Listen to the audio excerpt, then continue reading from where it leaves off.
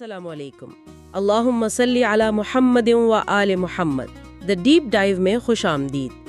آج ہمارے سامنے ایک معمہ ہے، ایک ایسی تاریخی شخصیت جس کی عظمت پر تقریباً سب متفق ہیں، لیکن جس کی قیادت کو قبول کرنے میں ایک عجیب سی ہچکچاہٹ نظر آتی ہے۔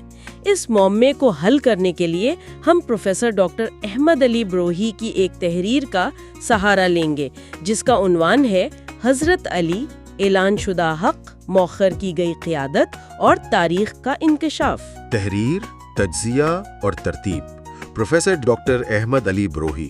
یہ تحریر اس سوال کو ایک بالکل نئے زاویے سے دیکھتی ہے۔ جی، مصنف کا کہنا ہے کہ اس معمے کا جواب شاید تاریخ سے زیادہ انسانی نفسیات میں چھپا ہے۔ تو چلیں اس گتھی کو سلجھانے کی کوشش کرتے ہیں۔ بالکل۔ اس تحریر کا مرکزی نقطہ، یا یوں کہیں کہ اس معمے کی چابی، ایک تصور ہے جسے مصنف مؤخر شدہ سچائی کہتے ہیں۔ مؤخر شدہ سچائی۔ جی، یعنی حضرت علی کی قیادت کو کبھی کھلے عام رد نہیں کیا گیا، بلکہ اسے تسلیم کرتے ہوئے بھی مستقل طور پر مؤخر کیا جاتا رہا۔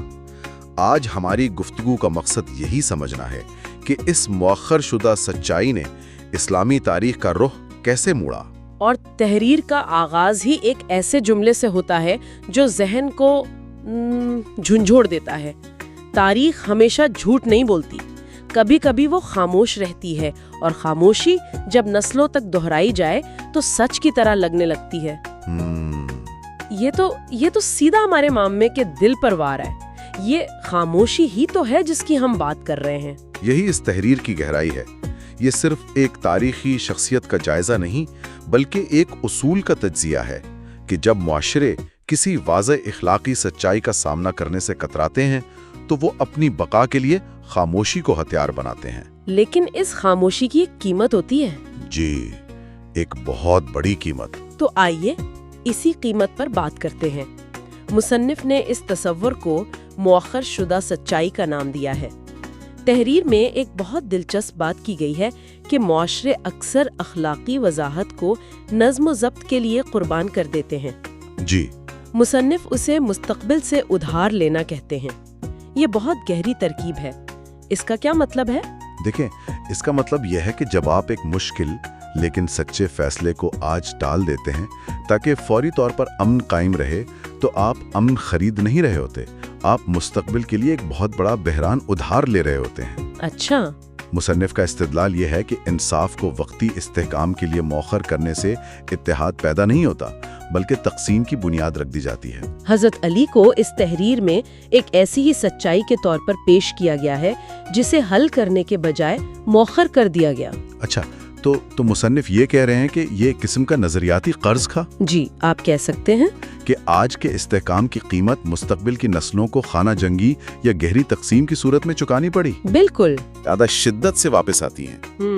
یہ ایک نفسیاتی حقیقت بھی ہے اور سماجی بھی۔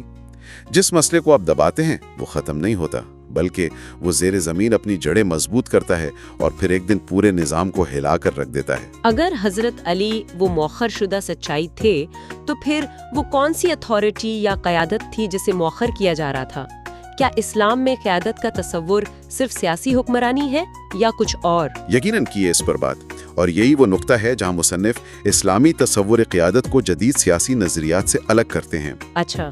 تحریر کے مطابق اسلام میں اتھارٹی صرف حکومت یا طاقت کا نام نہیں ہے، یہ سچائی، انصاف، علم، ہمت اور اخلاقی ذمہ داری کا ایک ہی شخصیت میں جمع ہو جانے کا نام ہے۔ یعنی یہ محض ایک انتظامی عہدہ نہیں؟ نہیں، بالکل نہیں۔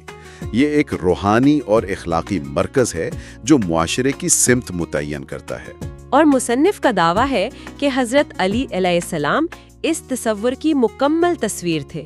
جی، اور پھر وہ ایک بہت بڑا دعویٰ کرتے ہیں جسے وہ اسلامی تاریخ کی سب سے بڑی دراڑ قرار دیتے ہیں۔ سب سے بڑی دراڑ؟ جی، ان کا کہنا ہے کہ پیغمبر اسلام صلی اللہ علیہ وآلہ وسلم کے بعد اس جامع تصور قیادت کو توڑ دیا گیا۔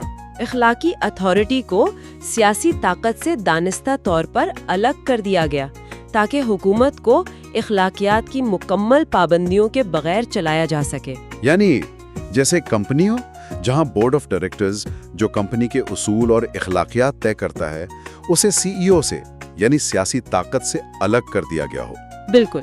और सीईओ को सिर्फ सहमाही मुनाफा यानी वक्ती इस्तेहकाम दिखाने की आज़ादी दे दी गई हो, चाहे तवील मुद्दती में कंपनी दिवालिया ही क्यों ना हो जाए। क्या खूब मिसाल दी है, बिल्कुल यही नुक्ता है। इस अलहदगी ने एक ऐसा निज़ाम पैदा किया जहां सियासी मसलहतें इखलाकी उसूलों पर गालिब आ सकती थी। और यहीं से वो तजाद पैदा होता है जी, जिस पर यह तहरीर मबनी है। एक तरफ अली की तारीफ हो रही है और दूसरी तरफ उनके इख्तियारात से गुरेज किया जा रहा है। तो फिर ये तजाद कैसे कायम रहा? तहरीर कहती है कि पैगंबर सल्लल्लाहु अलैहि वसल्लम ने उम्मत को हजरत अली के बारे में वाज़ेह रहनुमाई दी थी। तो फिर मसला कहाँ पैदा हुआ? अगर सब कुछ इतना वाज़ेह था तो इससे गुरेज कैसे मुमकिन हुआ? यही तो इस तहरीर का मरकजी तज्जिया है। मुसन्निफ के मुताबिक पैगंबर सल्लल्लाहु अलैहि वसल्लम के ऐलानात जैसे गदीर का ऐलान या मैं इल्म का शहर हूँ और अली उसका दरवाज़ा जैसी हदीस जी वो वाज़ेह और मुस्तकिल थे। ये कोई इत्तेफाकी तारीफें नहीं थी बल्कि एक वाज़ेह नक्शा था। लेकिन उनके बाद क़यादत के फैसले, हंगामी हालात, कबायली मुज़ाकरात और इंतज़ामी हिसाब किताब पर मबनी थे। अच्छा। मुसन्निफ के नज़दीक ये एक बुनियादी तब्दीली थी जहां वही की रहनुमाई की जगह इंसानी मसलहतों ने ले ली। तो इसका नतीजा ये निकला कि उनकी तारीफ एक महफूज सियासी अमल बन गया, जबकि उनकी पैरवी वो एक इनकलाबी कदम समझा जाने लगा। क्या मुसन्निफ यही कहना चाह रहे हैं? बिल्कुल। और इसी इनकलाबी कदम से बचने के लिए तारीख को एक खास तरीके से बयान करने की जरूरत पड़ी। बकौले मुसन्निफ वाज़ेह बयानात की नई तशरीहात की गईं ताकि उनके असल मतलब को कमज़ोर किया जा सके। जो अलक़ाबात और फ़ज़ाइल हज़रत अली के लिए मखसूस थे उन्हें दूसरों में तक़सीम किया गया ताकि उनकी इनफरादियत को कम किया जा सके। और फिर तहरीर का वो ताकतवर जुमला आता है, अली की तारीफ करना महफूज हो गया लेकिन उन्हें बाइख्तियार बनाना खतरनाक। ये जुमला तो मतलब रोंगटे खड़े कर देता है, यानी तारीफ एक ढाल बन गई थी। जी, एक ऐसा तरीका जिससे लोग अपने ज़मीर को तो मुतमईन कर लेते थे कि हम हक का साथ दे रहे हैं, लेकिन अमली तौर पर उस हक को नाफिज करने की कीमत चुकाने से बच जाते थे। बिल्कुल। तारीफ में कोई खतरा नहीं था, लेकिन इख्तियार देने का मतलब था कि उनके गैर लचकदार इंसाफ और उसूलों को कबूल करना पड़ेगा। और उस वक्त का ताकतवर तबका उसके लिए तैयार नहीं था। जी, इनके मुताबिक अली का इंसाफ किसी रियायत या मसलहत को कबूल नहीं करता था और ये चीज उस वक्त के ताकतवर हलकों के लिए नाकाबिले कबूल थी। ये सब कुछ हाइंडसाइट में तो बहुत वाज़ेह लगता है, लेकिन मुसन्निफ ने इस पर भी बात की है कि लोगों को ये तजाद आज भी वाज़ेह तौर पर क्यों नजर नहीं आता। वो क्या नफ्सियाती रुकावटें हैं? जी, मुसन्निफ यहाँ 3 बड़ी रुकावटों का जिक्र करते हैं। पहली रुकावट ये है कि जज्बाती अकीदत को अथॉरिटी का मुतबादिल समझ लिया जाता है। अच्छा, यानी मोहब्बत का इजहार तो खूब किया जाता है। जी, उनके नाम पर महफिलें होती हैं, अशार पढ़े जाते हैं, लेकिन जब उनके उसूलों पर अमल करने और उनकी इताअत को कबूल करने की बात आती है तो पीछे हट जाते हैं। ये मोहब्बत बगैर जिम्मेदारी के है। सही कहा। यानी इंसाफ के ख्याल से मोहब्बत करना आसान है, लेकिन एक ऐसे जज के सामने खड़ा होना मुश्किल है जो आपको आपके अमाल का जिम्मेदार ठहराए। बिल्कुल। दूसरी रुकावट इससे भी ज्यादा गहरी है, वो ये कि हजरत अली के सब्र को उनकी रजामंदी समझ लिया जाता है। मुसन्निफ के मुताबिक उनकी खामोशी दरअसल इस्लाम के वसीतर मफाद की हिफाजत के लिए एक बहुत बड़ी अखलाकी कुर्बानी थी, ना कि इस सूरत हाल पर रजामंदी का इजहार। तो उन्होंने जाती हक को उम्मत के इत्तेहाद पर कुर्बान कर दिया। जी, लेकिन इस अजीम कुर्बानी को बाद में उनकी रजामंदी के तौर पर पेश किया गया। ये तो एक गहरी त्रासदी है कि उनकी कुर्बानी को ही उनके हक के खिलाफ दलील बना दिया गया। और तीसरी रुकावट क्या है? तीसरी रुकावट उनकी शख्सियत को टुकड़ों में तकसीम करके देखना है। यानी उनकी बहादुरी की तारीफ अलग से की जाएगी, उनके इल्म की अलग से और उनके जुहद की अलग से। मुसन्निफ का कहना है कि ऐसा इसलिए किया जाता है ताकि उनकी जामे अथॉरिटी से पैदा होने वाली अखलाकी बेचैनी को कम किया जा सके। अच्छा, तो जब आप इन तमाम सिफात को एक जगह जमा करते हैं तो एक ऐसी शख्सियत उभरती है जो क़यादत का मुकम्मल मेयार है। बिल्कुल, और इस मेयार के सामने बाकी तमाम दावे मांद पड़ जाते हैं। इसलिए मुआशरा इस मुकम्मल तस्वीर का सामना करने से घबराता है। ठीक है, तो हमने मसला समझ लिया, اس کے پیچھے کا تضاد دیکھ لیا اور وہ نفسیاتی رکاوٹیں بھی جان لیں۔ اب آتے ہیں تحریر کے اس حصے پر جہاں مصنف اپنا مرکزی مقدمہ پیش کرتے ہیں، یعنی گروہی کا تجزیہ۔ جی، وہ پیغمبر صلی اللہ علیہ وسلم کے کچھ اقوال کو جوڑ کر ایک مکمل تصویر بناتے ہیں جسے وہ اتھارٹی کا مکمل ڈھانچہ قرار دیتے ہیں۔ بلا شبہ یہ تحریر کا کلائمیکس ہے۔ مصنف یہاں پیغمبر اکرم صلی اللہ علیہ وسلم کے ان مشہور اقوال کا حوالہ دیتے ہیں۔ پہلا، علی حق کے ساتھ ہے اور حق علی کے ساتھ ہے۔ جی۔ دوسرا، میں علم کا شہر ہوں اور علی اس کا دروازہ۔ صحیح۔ اور تیسرا، جس کا میں مولا اس کا علی مولا۔ مصنف کا تجزیہ یہ ہے کہ یہ صرف تعریفیں یا فضائل نہیں ہیں، بلکہ یہ مل کر اتھارٹی کا ایک ناقابل تردید ڈھانچہ بناتی ہیں۔ یہ ڈھانچہ کیسے بنتا ہے؟ اسے تھوڑا اور کھول کر بیان کریں۔ مصنف کی تشریح کے مطابق یہ تینوں بیانات ایک دوسرے کو مکمل کرتے ہیں۔ اگر حق علی کے ساتھ گھومتا ہے تو اس کا مطلب ہے کہ وہ خود حق کا معیار بن جاتے ہیں، یعنی حق کو پہچاننے کے لیے کسی اور طرف دیکھنے کی ضرورت نہیں۔ بالکل، یہ قیادت کی اخلاقی بنیاد ہے۔ ٹھیک ہے۔ اگر علم ان کے دروازے سے ملتا ہے تو ان کے بغیر قیادت علمی طور پر نامکمل اور ناقص ہے۔ یہ قیادت کی علمی بنیاد ہے۔ اور تیسرا، اور اگر پیغمبر صلی اللہ علیہ وسلم لاکھوں کے مجمع میں ان کی مولائیت اور ولایت کا اعلان کرتے ہیں تو یہ قیادت کی سیاسی اور روحانی بنیاد ہے۔ تو یہ صرف فضائل کی فہرست نہیں، یہ تو ایک منطقی ثبوت ہے۔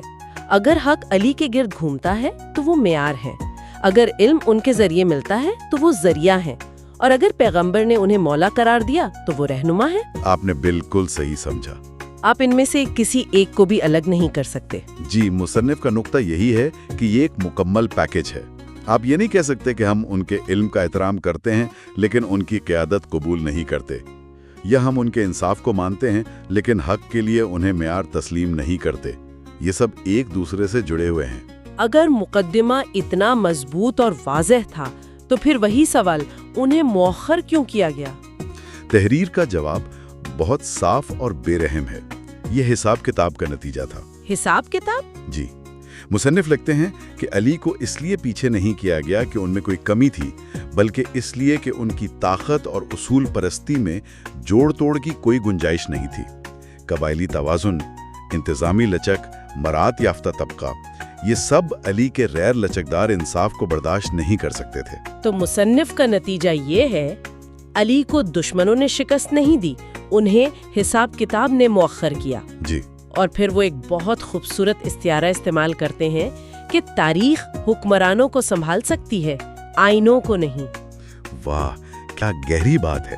یعنی حکمران ایک واقعہ ہے لیکن علی ایک معیار تھے۔ صحیح۔ اور لوگ واقعات کو بھول سکتے ہیں، معیار کو نہیں، کیونکہ معیار ہمیشہ آپ کو آپ کی کمیاں یاد دلاتا رہتا ہے۔ حکمرانوں کی غلطیوں پر پردہ ڈالا جا سکتا ہے لیکن آئینہ تو صرف سچ دکھاتا ہے۔ بالکل۔ اور مصنف کے نزدیک جب بالآخر علی نے حکومت سنبھالی تو ان کا انصاف معاشرے کے لیے ناقابل برداشت ہو گیا۔ وہ آئینہ سب کے سامنے رکھ دیا گیا اور لوگ اپنا عکس دیکھ کر گھبرا گئے، اور اسی لیے مزاحمت شروع ہوئی۔ جی، اور بالآخر انہیں شہید کر دیا گیا۔ یہ کوئی اتفاق نہیں تھا بلکہ اسی تسلسل کا حصہ تھا جو شروع سے چل رہا تھا۔ صحیح۔ تو اس ساری بحث اور گہرے تجزیے کا خلاصہ کیا ہے؟ اس سے کیا اہم نتائج اخذ کیے جا سکتے ہیں؟ مصنف 5 اہم نکات بیان کرتے ہیں جو اس پوری گفتگو کا نچوڑ ہیں۔ پہلا، اخلاقی اتھارٹی کے بغیر سیاسی قیادت طویل مدتی عدم استحکام پیدا کرتی ہے، یعنی بنیادیں کھوکھلی رہتی ہیں۔ بالکل۔ دوسرا نقطہ یہ ہے کہ سچائی کو مؤخر کرنے سے نتائج ختم نہیں ہوتے بلکہ وہ سود کے ساتھ واپس آتے ہیں۔ جس مسئلے کو آپ آج حل نہیں کرتے ہیں وہ کل زیادہ بڑے بحران کی شکل میں سامنے آتا ہے۔ جی۔ تیسرا، علی کی خاموشی نے اسلام کے ڈھانچے کو بچایا لیکن ان کے انصاف نے معاشرے کے ضمیر کو بے نقاب کیا۔ یہ ان کی زندگی کا وہ عظیم تضاد ہے جسے سمجھنا ضروری ہے۔ اور آخری 2 نکات۔ چوتھا نقطہ یہ ہے کہ مخصوص القاب اور فضائل کو دوسروں میں تقسیم کرنا دراصل اس بے چینی کی عکاسی کرتا ہے جو ایک واحد اور مکمل سچائی کو تسلیم کرنے میں محسوس ہوتی ہے۔ یہ ایک دفاعی طریقہ کار ہے۔ اور 5واں اور آخری نقطہ، جو بہت امید افزا ہے وہ یہ کہ تاریخ ان سوالات کو دوبارہ کھول دیتی ہے جنہیں طاقت نے کبھی بند کرنے کی کوشش کی تھی۔ وقت کے ساتھ دبائی گئی سچائیاں خود کو ظاہر کرتی ہیں۔ جی بالکل۔ تحریر کا اختتام اس تاریخی بحث کو ایک بہت ہی ذاتی اور آج کے دور کے سوال میں بدل دیتا ہے۔ مصنف کہتے ہیں کہ المیہ یہ نہیں تھا کہ علی کو جانا نہیں جاتا تھا، المیہ یہ تھا کہ انسانیت نے اسے قبول کرنے میں تاخیر کی جو پہلے سے واضح تھا۔ اور یہ سوال آج بھی اتنا ہی اہم ہے جتنا 1400 سال پہلے تھا۔ صحیح۔ تحریر ہمیں اس سوال پر چھوڑ جاتی ہے کہ کیا ہم صرف تعریف کرنے کے لیے ہیرو تلاش کر رہے ہیں یا ایسے معیارات جن پر ہم اپنی زندگی گزارنے کے لیے بھی تیار ہیں۔ یہ محض ایک تاریخی بحث نہیں رہی، نہیں، یہ ایک اخلاقی انتخاب ہے جس کا سامنا ہر نسل کو اپنے دور میں کرنا پڑتا ہے۔ واقعی یہ ایک بہت گہرا سوال ہے۔ اور یہاں ایک آخری غور طلب نقطہ یہ بھی ہے کہ اگر تاریخ واقعی ان سوالوں کو دوبارہ کھولتی ہے جنہیں طاقت نے دبایا تھا، تو ہمارے اپنے دور میں کون سے سوالات ہیں جنہیں مؤخر کیا جا رہا ہے؟ وہ کون سی سچائیاں ہیں جن پر ہم بحیثیت معاشرہ خاموش ہیں؟ اور اس خاموشی کی قیمت وہ کیا ہو سکتی ہے؟ یہ وہ سوال ہے جو یہ تحریر ہمارے لیے چھوڑ جاتی ہے۔ اگر آپ کو یہ گہری گفتگو پسند آئی تو لائک، کامنٹ، شیئر اور سبسکرائب ضرور کیجیے گا۔ میں کیوں نہ سوچوں فیصلے سے پہلے۔ Thank you for watching. اللہ حافظ۔